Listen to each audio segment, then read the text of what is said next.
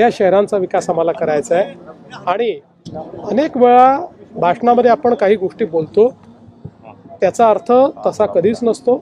त्यामुळे आमचे सहकारी असतील किंवा कोणी असं जरी बोललं असलं तरी त्यांचाही उद्देश तसा नाही आहे, तेही कधी असा भेदभाव करणार नाही।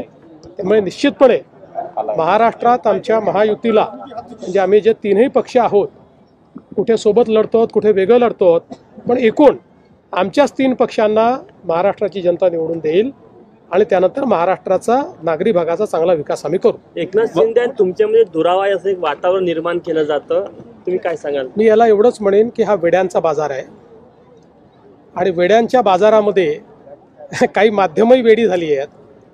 त्यामुळे परवाही मी आणि शिंदे साहेब ज्यावेळेस हुतात्मा स्मारकावर गेलो, आल्यावर आम्ही दोघं भेटलो, जाताना आम्ही दोघं भेटलो।